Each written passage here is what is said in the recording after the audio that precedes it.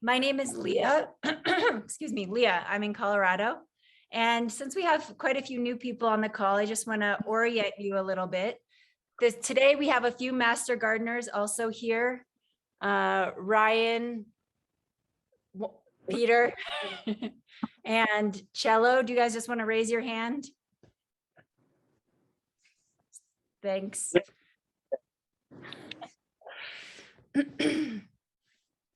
Okay. And we have some people who've been on this call a lot, people who've been here that are new.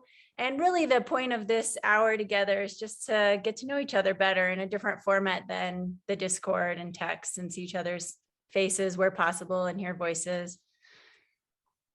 So the theme of today is crypto and relationships.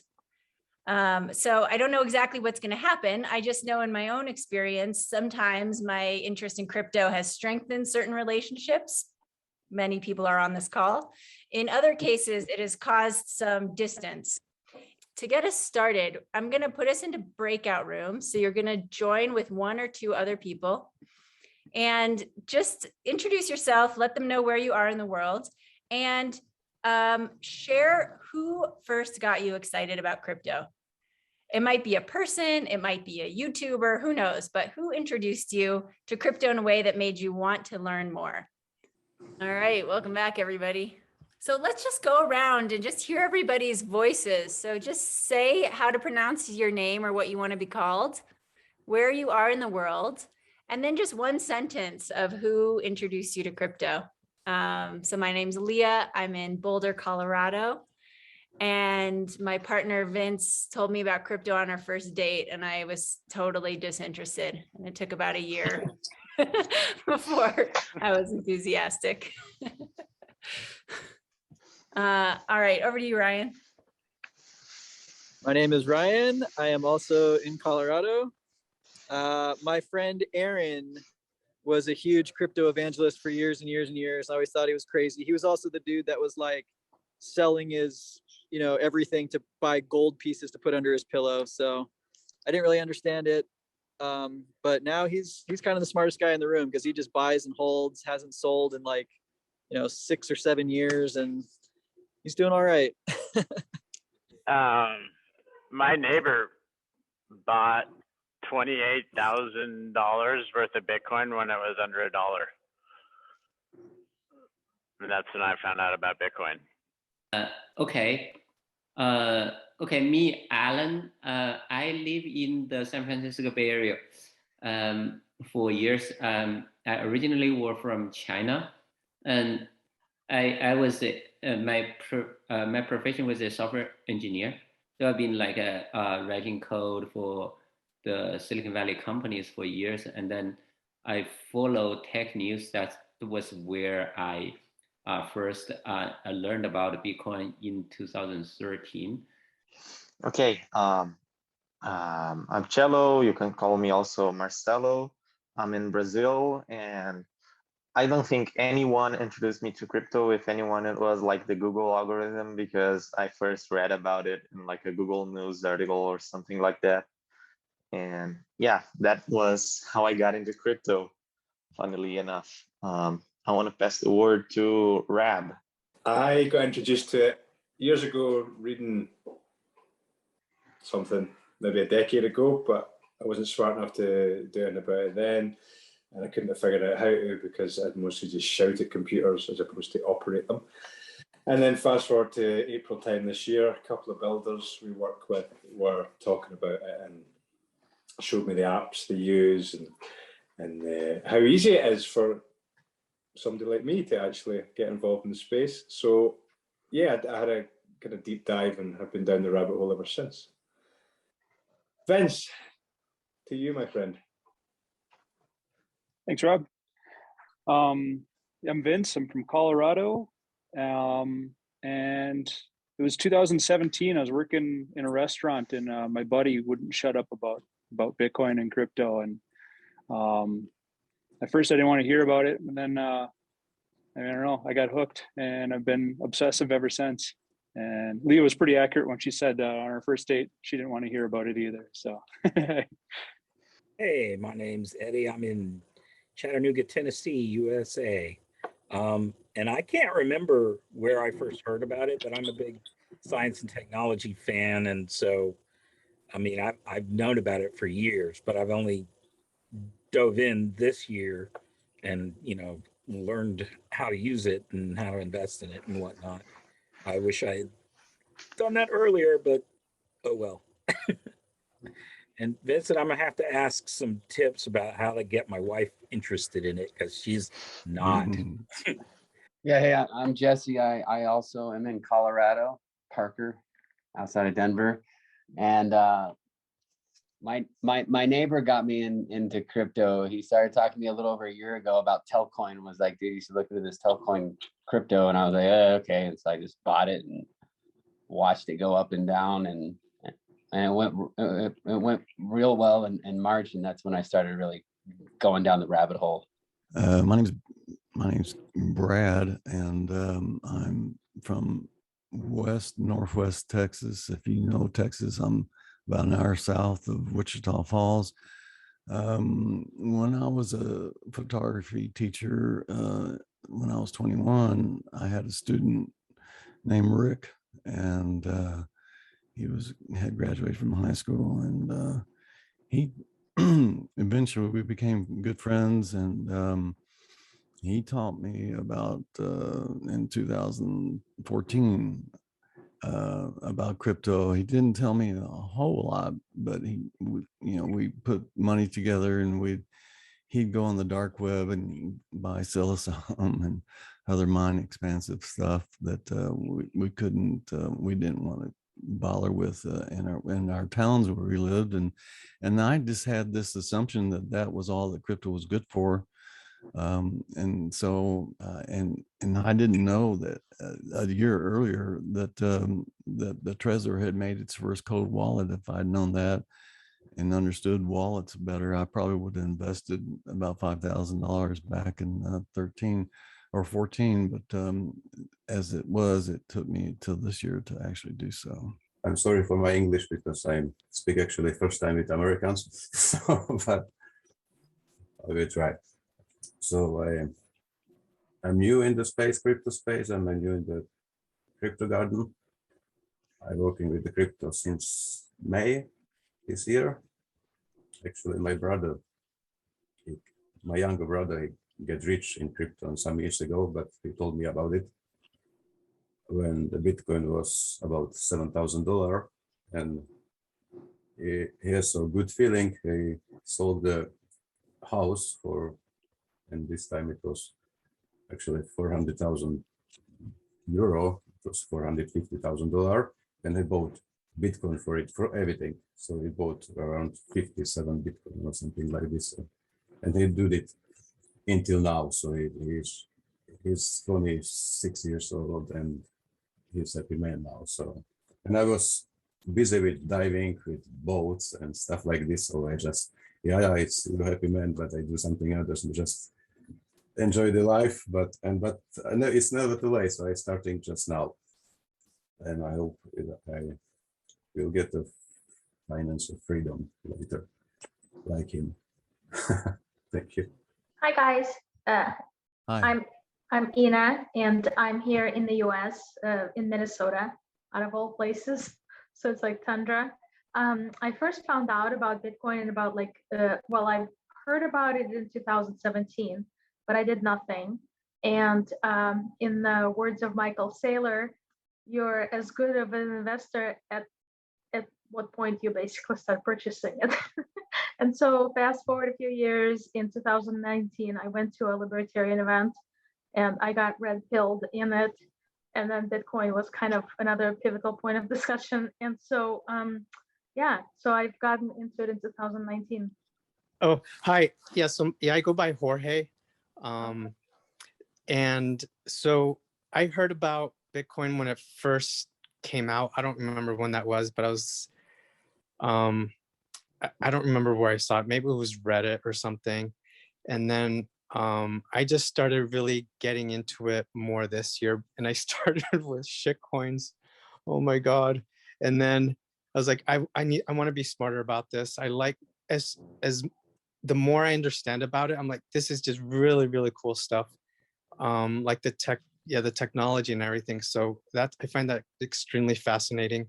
So we're going to break into smaller groups this time, but this time in your smaller group, just talk about any relationship you have.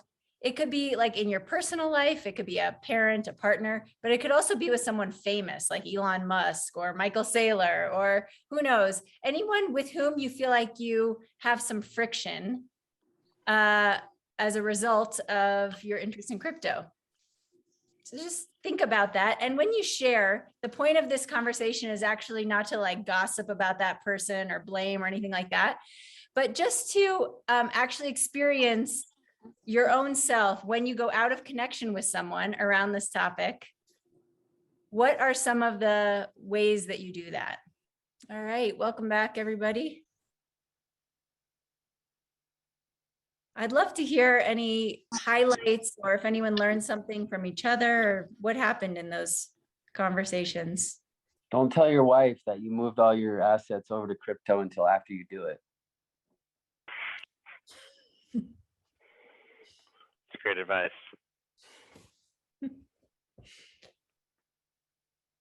Don't tell- Yeah. That's a joke. That's a joke. That's a joke for the most part. Yeah, you really need to put the disclaimer, this is not trading advice. Yeah, I'm not a financial advisor. Yeah. It was interesting that in my group, we all had different holdings in Bitcoin and altcoins. And that was nice to hear that we had variety of interest.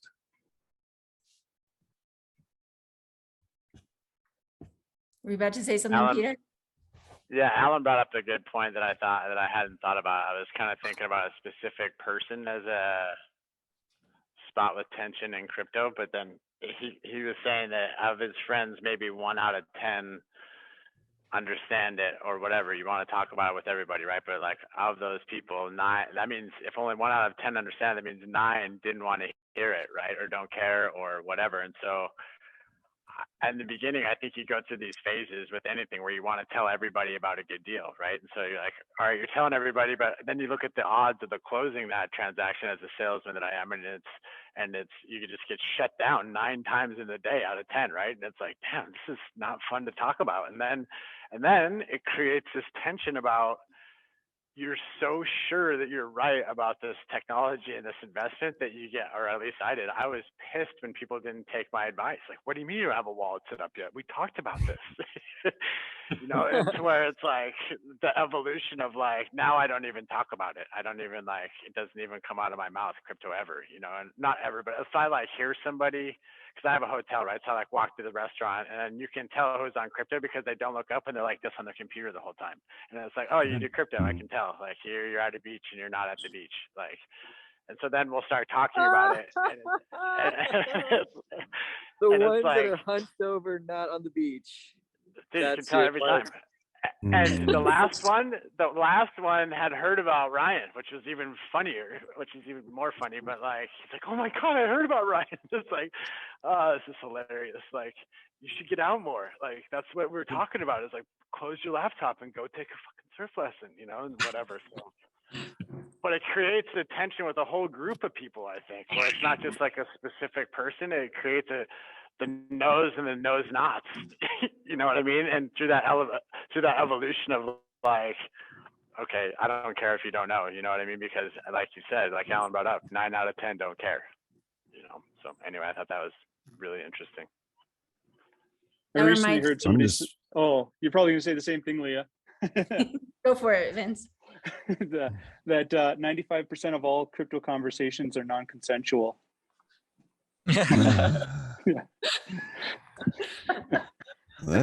I'm so thankful for the garden because in the garden we can say whatever we want to say, whether it's stupid or whether it's really based on our TA or experience, and it's really hard to take that knowledge to someone who's totally dumb about it and maybe not even interested. So I don't try to talk to people outside, but that's why I'm here, is because people here are willing to talk about it and share with you. And that's what's important. That's why I'm here. I don't think that I have a lot of experience and knowledge to share. I'm really here to absorb because I'm not at that level yet. But this is where I'm going to find it. This is where I'm going to find my help. I'll jump back in real quick. Just one of the reasons when one of the guys that helped us kind of spark the idea of the garden was this guy, this doctor. And we were doing this text message, we were back and forth, and I'm like, "Are you all right talking to us about this?" He's like, "I've been talking to myself since 2017. I'm like, I love talking to you guys." Classic. I've kind of learned now though that when people get directed to me to ask questions about the space, the first question I ask them back is, "Do you want a 5-minute explanation? Do you want a 15-minute explanation? Or do you want me just to start talking and continue talking?" Because the first couple of times, people will just be looking at me with these glazed eyes, and you can see them slowly backing away. So now I'm like, how big a bit of information are you wanting right now? Which helps. But they still end up backing away and leaving me. But I'll just sprinkle real quick that I've found that through a lot of calls like this, and Leah, like you've been really good at sort of sagely guiding us from the crypto market to looking at what's sitting in the chair. And so for me, probably the most contentious relationship I've had this year has been with myself and just dealing with a range of emotions and experiences that I haven't really had. And so that's still my toughest relationship. And I have crypto to thank. Growth hurts.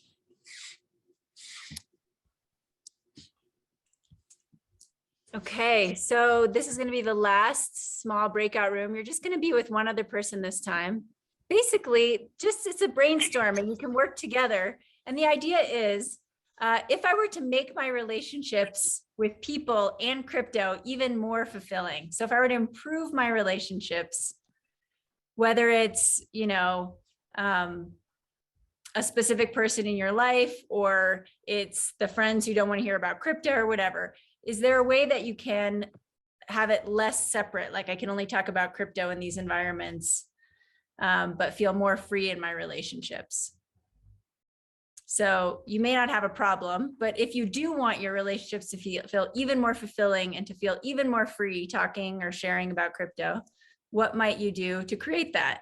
Can you give us a quick example, Leah? Quick example. Hold on, can I pause? Let me see if I can close the rooms. I did it, I caught it. Quick example. Yep, that's a good idea. Okay, so for me personally, the contention that I found in my relationships is that it's hard for me to talk about crypto to people who aren't invested without telling them that all of their money is currently being devalued. And if they don't make a change, they're going to end up broke. Like that's underneath what I'm often saying. And that doesn't go very well. So in my little breakout group, I'm going to work with my partner to figure out, is there a way where I could talk about crypto in a way that doesn't also tell someone that their savings is being ripped from them secretly? I don't know the answer to that yet, but that's what I'm going to explore with my partner. Okay. I didn't end up with a partner, so I'm still stuck on my question, but oh no. I would love to hear from you guys. Well, I took an advice from you, Ryan. I just sat here and I decided to have a really conversation with myself about it. But I was thinking, it's like, gosh, this is one of the best things about having a place like the Crypto Garden. It's like, at least for me, before we had this, you're trying to figure everything else out in your own little bubble. But now we have this community, we can figure stuff out together. So whether it's a relationship that we're having sticking points with, like your significant other or something else, like we have this group where we can, brainstorm and get wisdom from other people's experiences, and we don't have to figure it all out alone. So that said, did anyone come up with something in their conversation, or anyone come up with some things about ways to amplify your relationships?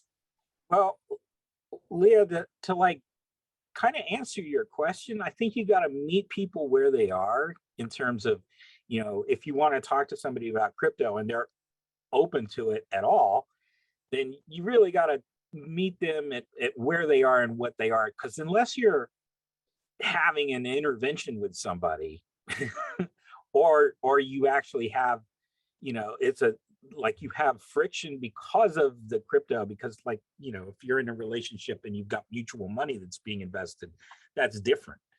But if you have a relationship with somebody and this is just a topic of conversation, then you got to determine, you got to figure out how far they want to go, what they really want to hear. Because yeah, I think a lot of us who've gone down the rabbit hole would love to talk about the rabbit hole, but that is only going to work with somebody else who's down in that hole with us. And yeah, so yeah, I think Vincent was like saying, like, you could talk to somebody about crypto gaming or some exciting topics like that without pointing out the fact that the financial world is corrupt and the elites are ruining the world, Good point. Yeah, thanks. Yeah, Eddie. I think another way to do it is, and Jorge and I were talking about it, we kind of got into it a little bit, was I think stable coins are, and I'm just talking about USD coin, is a good way to enter into the crypto world, and explaining how you can get 8% return on your USD coin without it being in a volatile asset, instead of having your money sitting in a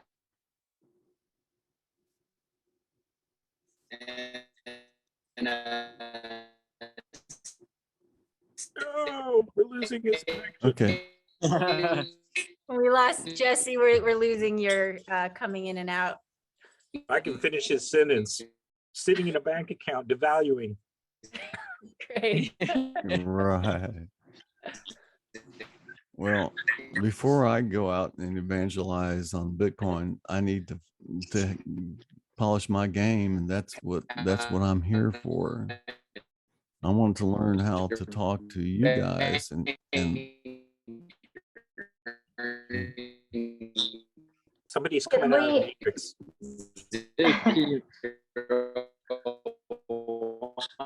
Can we mute Daft Punk? Well, I did mute. Okay, maybe it was just Oh. leftover. Okay. Is that Jesse? Maybe we should just close with some real Daft Punk. there's no risk, but yeah, you're making money. It's just, I don't know, maybe that's a good entry point. Okay. Are you there? We're here. Stable coins, we got it. Stable Thanks, coins. Jesse. All right, well, we just have a couple minutes left. Is there anything anyone wants to share or say before we close for today? It's great to be here again. Number 4. I have to tell the same, so I am very thankful for meet the Crypto Garden people. I saw the profile of the people of the memberships, and there is so warm and beautiful people around. So it's like really sitting in the garden or like in the park and feeling pretty good. So I'm just so relaxing. It's really something special on the Crypto Garden. I enjoying all this stuff pretty much. Same here. I'm here. You're new. It'll fade off. Jeez, you're fired. Captain Buzzsaw. Classic. Well, big thank you to people like Leah who keep bringing us together and prompting us to ask these questions, and for assholes like Pete who keep making us all. Yeah. How often Thank do you, these everyone. meetings happen? Yep, that's a good question. So right now they've been organized as a 4-week series, and this is the last of the 4 weeks. We've been experimenting with different times and structures because we're so global. So we don't know when the next one's going to start. So we don't know, but stay tuned. It'll be on the Discord, and we may get an email out one of these days announcing it as well. It'll also be on the Crypto Garden homepage where all the events are listed when we get the next one scheduled. We're gonna try really hard to get it going next Thursday, but at max we'll take a week off and then get something launched the next week. But we'll keep it on Thursday. Whether or not it changes time, that's up for debate. But it's gonna stay on Thursdays, and then the structure, we're gonna have a little powwow and kind of figure out what we learned in these last 4 weeks and how we can kind of tweak it, make it better, and just keep the experiment going. So thank you for being here, everyone. On that note, feel free to direct message me with any feedback about this specifically, what you'd like to see more or less or something like that, or post it in general, or whatever. So feedback welcome. This is a co-creative experiment. All right. Thanks, everybody. Enjoy your morning, afternoon, evening, wherever you are. See you next time. Thank you. Bye-bye. See you guys. Cheers, everyone. See you. Bye bye. Cheers.